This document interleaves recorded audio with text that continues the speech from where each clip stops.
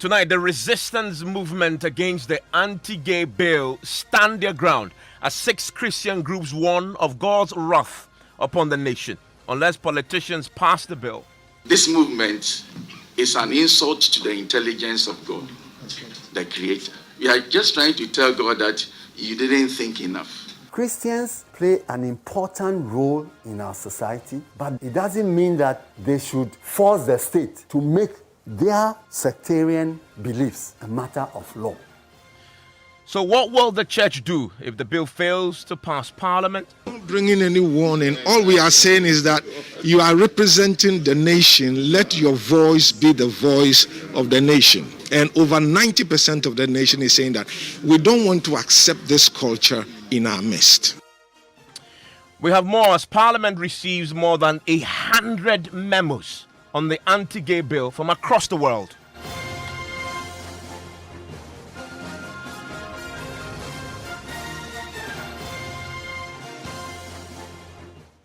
This is Top Story with Evans Mensah.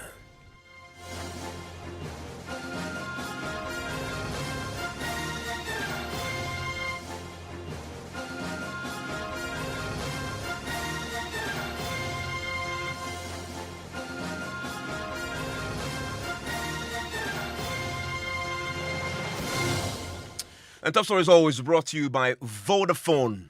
Together we can. Now, the resistance movement against the anti-gay bill is tonight standing its ground as 6 Christian groups warn of God's wrath upon the nation unless politicians pass the bill. The resistance, led by some of Ghana's prominent academic minds and lawyers, say Christians cannot force the state to make what they describe as their sectarian religious beliefs a matter of law. More from them shortly. In the last few hours, though, 6 Christian groups have been warning of God's wrath if politicians succumb to the resistance movement and fail to pass this bill. They have urged members of parliament to listen to the voice of the people and ensure the swift passage into law of the bill. Describing the activities of LGBTQ plus as an insult to the intelligence of God, the group made up the Pentecost, Apostolic, Methodist churches, as a Christian Council of Ghana, the National Clergy Association, and others, warn the MPs will be inviting the wrath of God upon the nation if they fail to back the law. Now, here's a chairman of the Pentecost Church of Ghana, Apostle Opokunyina, presenting a memo to Parliament Committee on Legal and Constitutional Affairs today. The Church of Pentecost is 10.38% of the Ghanaian population. And we are against this LGBTQ plus. And the plus is never going to end. Our concern is not about today, it's about the future. Today, when we let in this LGBTQ plus, what is going to happen is that we are going to accept same-sex marriage, which the president says that it is never going to happen at his watch. But if he allows LGBT plus to start, it is true that it is never going to happen at his watch. By the time we get into same-sex marriage, the president will not be the president of the nation. I agree with him, but he should stop this. He should close the door at where it matters. And we are saying that he should close it now. This movement is an insult to the intelligence of God, the Creator. We are just trying to tell God that you didn't think enough. This is how it should have been. And if you have a society where there are no absolutes, soon there will be no law. And we have to be very careful. And our lawyers who are arguing for all this, the matter on the floor is not about rights, it's about morality.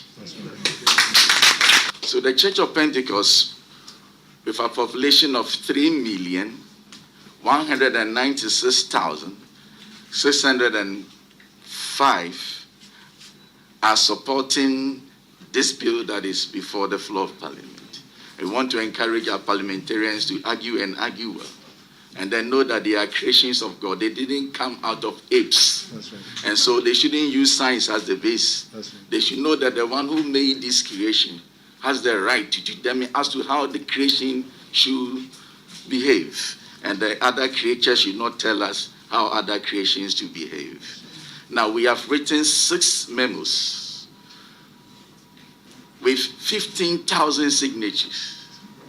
Our trustees have signed, all pastors and wives in this church have signed. And indeed, in one of the groups came forward with another petition, a memo signed by 15,000 people today in this meeting to present a collection of memos to the Parliament. Now, they have been speaking directly to the members of Parliament who have the duty of scrutinizing the bill and passing it or rejecting it. But they've been speaking to my colleague Elton Broby, who covered this for us, and the presiding bishop of the Methodist Church of Ghana, Most Reverend Paul Kwabena Boafo, and his colleague, head of the Apostolic Church, Apostle Eric Nyamiche, tells Elton Broby, the MPs have a duty to do God's will. As a church, we are not against the people, but against the act. Against the act in the sense that if we should entertain it, if we should encourage it, it is hitting at the very foundation of our structure as humanity and as society and as Ghanaians. And that is what we think that the bill is looking at, and we must address it so that we can consolidate society and let society stand as God wants it to be. If at the end of it all, the bill is put before the 275 members of parliament and it doesn't get the support of the House, what will the church do? For me, I have the faith that it will get the support of the House, that the bill will go through. That one, I have that confidence and I have that faith. This is Parliament, this is human beings, Yes, these are MPs with divergent views. I know, but I have to start on that positive note that we are going to win this fight. But if it doesn't, then the church or the Christians or Ghanaians maybe will speak to it. So when we get to the river, we'll cross it. We'll see how it turns out to be. But I am with a positive Will you mindset. take a firm position against any political party that may be seen to be supporting the non-passage of this bill? Well, that's why I said that let's get there. When we get there, we'll know how to address it. Yes. So the church has no room to accommodate people whose sexual preference doesn't go with what the Bible says. Is that the position? The church arms are open to everyone. We are receiving everyone. God loves everyone. Okay, this bill is bringing the issue to the table so that we sit and talk and decide on what is best for the nation. Yes, and you asked the question whether if Parliament passes the law and Parliament does not agree on what the bill is saying, the parliamentarians are representing the rest of the nation. You have over 90% of this nation being religious, and they are all saying no. So I don't see why. It is a matter of a process. Yes, we believe that it will come out in a way that this nation will win, because they are representing the nation and they must speak for the nation. Is that to say that go ahead and pass it, otherwise you may have issues? Is that a warning to the MPs ahead of the consideration of the bill? Not bringing any warning. All we are saying is that you are representing the nation. Let your voice be the voice of the nation. And over 90% of the nation is saying that we don't want to accept this culture in our midst. My final question to you both is, even before the consideration start, there are other people also on the other side who feel that any attempt to pass this bill will infringe on the rights of people with this sexual preference. Yes, we have rights, but rights have also gotten its limitations. So what is it that is in which makes the act not good for society? That is what we have to be looking at. And so that is the views there of those in support of this. As we know, the Christian community is firmly backing this. A group opposed, though, to the legislation, as we know, has also emerged very strongly. There is, as we know now, a vehement pushback to the stance you just had there, being championed by the Christian groups. We now know a resistance movement has emerged, made up of some of Ghana's finest academic and legal minds. They oppose the anti-gay bill. The coalition made up of private legal practitioner Akoto Ampao, an academic, Professor Emerita Tichua Menu, Professor Kwame Kaikare, Professor Kofi Jimabuedi, Professor Audrey Dajepo, Professor H. Kwesi Prempeh of CDD, Professor Raymond Atuguba, among others. They argue the private members' bill, sponsored by Ningo Prampram MP Sam George and others, simply criminalizes dissenting views and expressions contrary to what the Constitution of the Republic upholds. I've been speaking on PM Express last night to one of them, one of the leading voices in there, a prominent lawyer, Akoto Ampao, who was clear that the Christian groups can simply not force the state to impose what he calls their sectarian religious beliefs into law and on all of us. Listen to it. All cultural practices which dehumanize or are injurious to the physical and mental well-being of a person are prohibited. That has no limitation. So you're saying that abhorring homosexuality or the practice would injure the rights of the few? No, that's not what I'm saying. If you pass a law which says that if you are homosexual, you are a criminal, that is, you are criminalizing the person's humanity. You are dehumanizing him because of who he is.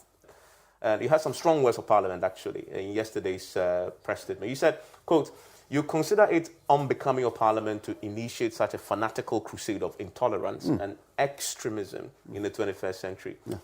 Now, parliament, let me put it to you, is the ultimate representation of the direct will of the people.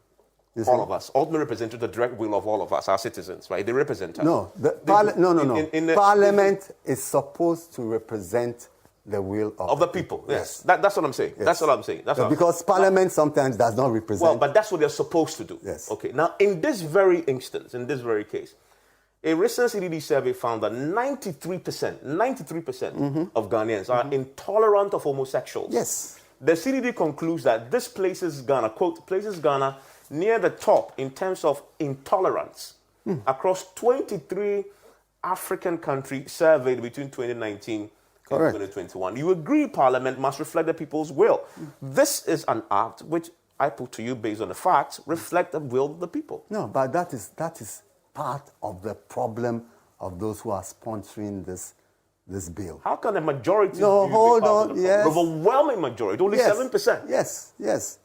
Because the whole idea about a democratic society is not simply doing what the majority says or wills. That is not democracy. But that is democracy. Democracy, whilst recognizing the majority will, must always protect the minority rights.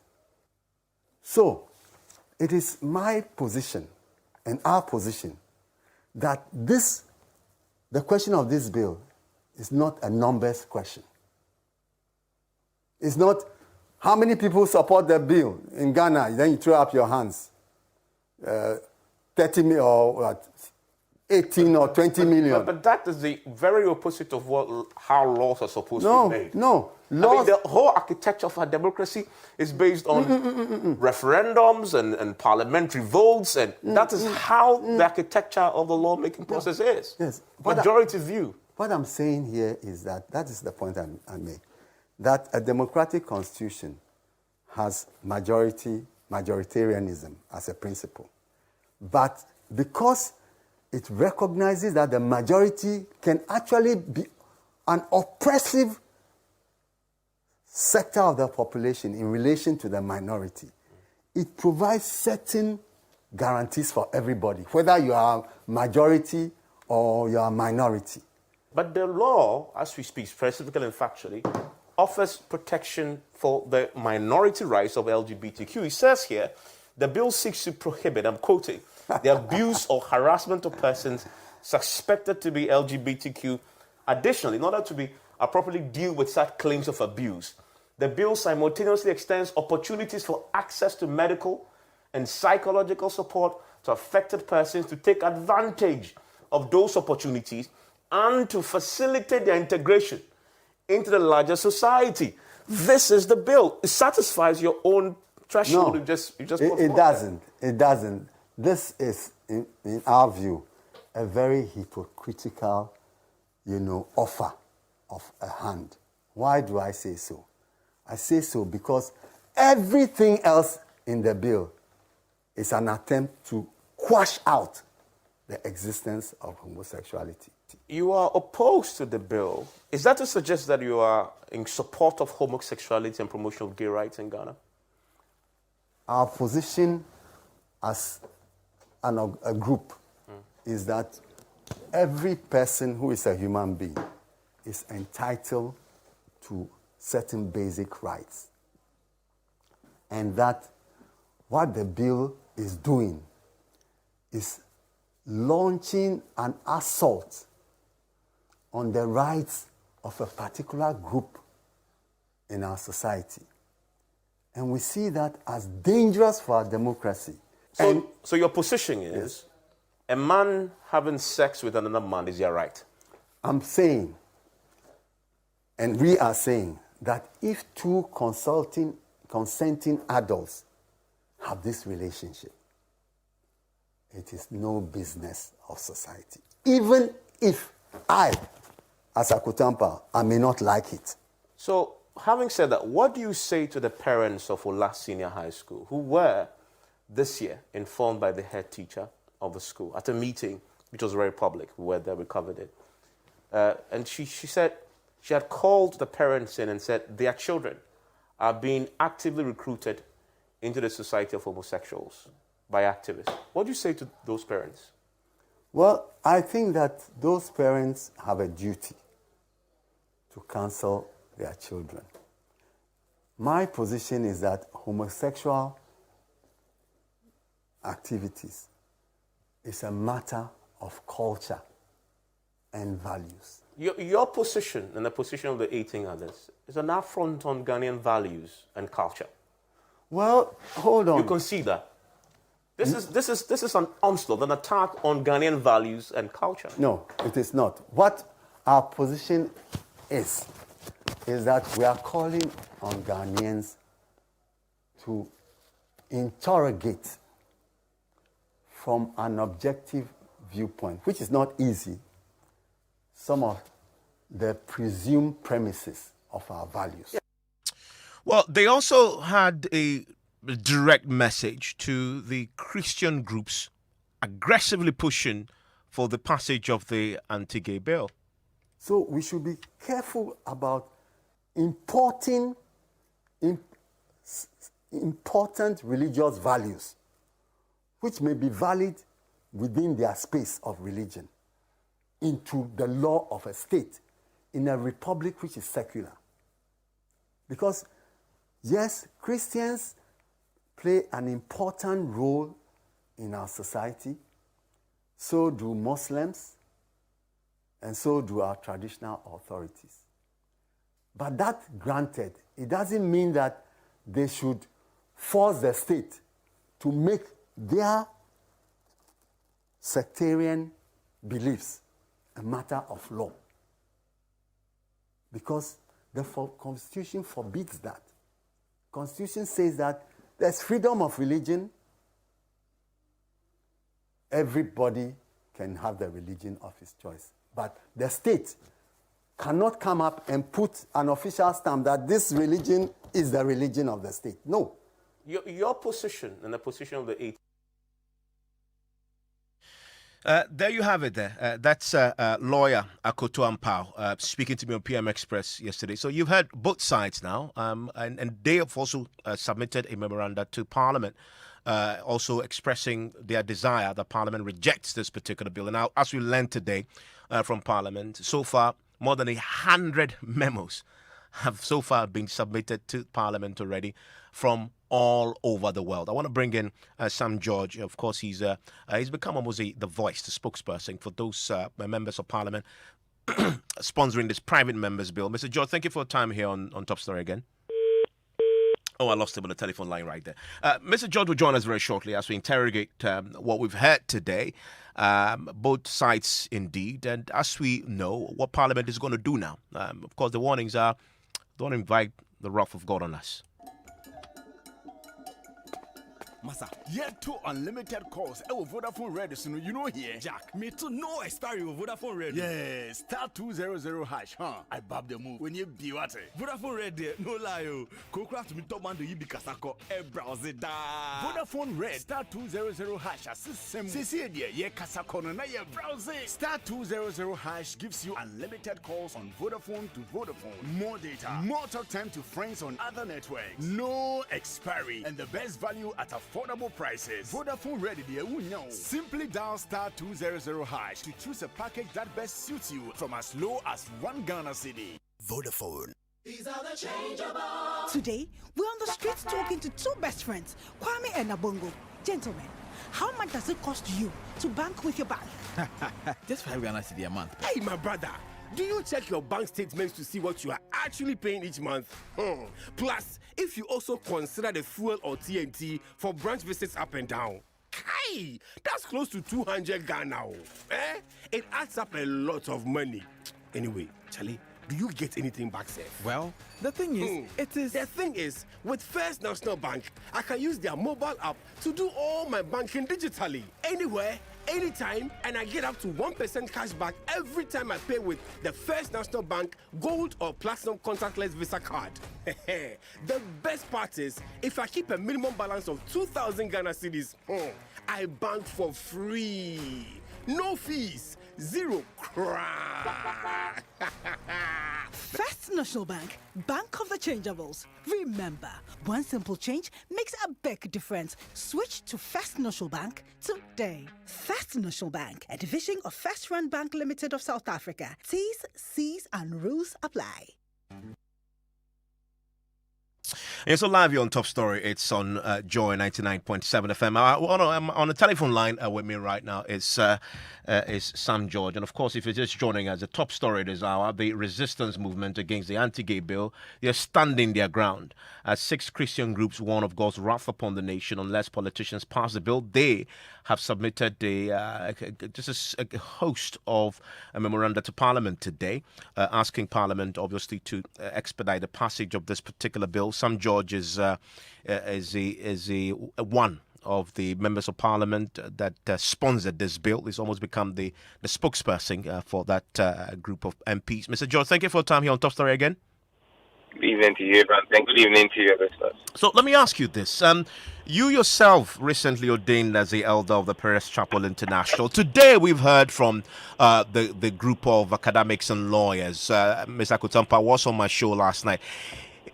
He was right when he said, for example, that the Christians cannot force the state to impose their sectarian religious beliefs on us through law. He's right, is he not?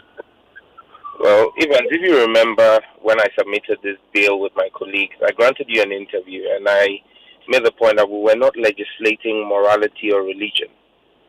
And that if anything, we were legislating Ghanaian cultural values. And that stems from Article 39 of the Constitution, where in 39.1, the Constitution maintains that the state must take active steps for the inculcation of appropriate customary values into the Ghanaian society. As to the alignment of sectarian religious beliefs with Ghanaian customary values, I have absolutely no control over it. So if our culture has something that it frowns on, that Christianity, Islam, and our traditional religions frown on, that is no making of mine. That is a coincidence of nature, but that also goes to buttress the need for legislation in support of that position. And so let's be clear, this is not a legislation on morality. This is not a legislation of religious proportions. In fact, you cannot legislate morality. You cannot legislate religion, but you can legislate culture because it's a constitutional imperative. I mean, so what do you then say to the man of God who came before you today, who we just heard the soundbite there played earlier on my show a short while ago, who said, this is not about right, it's about morality? Well, as a man of God, he's speaking for him. He's speaking from his point of view. Same way the 18 academics spoke from their point of view. And all of these point of views are welcome. That's why Parliament has a consultative process. They're all welcome. However, the final decision will be made from a legislative point of view. I'm a legislator. I take all those points of views and situate them within the law and frame a law that meets the dictates of the Constitution. So I don't expect a pastor to bring me a legislative point of view to the discussion. I don't expect a lawyer or an academic to bring me a legislative point of view. They'll bring their points of views. But it is my responsibility then to sit with my colleagues and sit with the Committee of Parliament and make sure that it is all situated within the framework. This afternoon, I've had the opportunity to peruse portions of the memos that the Church of Pentecost and other Christian groups brought. They are making amendments to the bill that we have proposed. There are certain clauses that they think need to be tightened up or are too vague. So it's not as though there is a wholesale endorsement of what we've done. Even with the church groups that and the Islamic groups that appear to be Apologies there with the line with Sam George. Hopefully we can get him back to wrap up his point there. But this is top story. What's your view on this debate? Now we've seen the other side. We've heard their view also. So I wonder what your view is. Where do you stand on this? To pass or not to pass this anti-LGBTQ bill that Parliament is considering? I want to hear from you. Newsnight is coming up in 2 minutes. Share your thoughts with me. 055-1111-997. Everywhere you turn,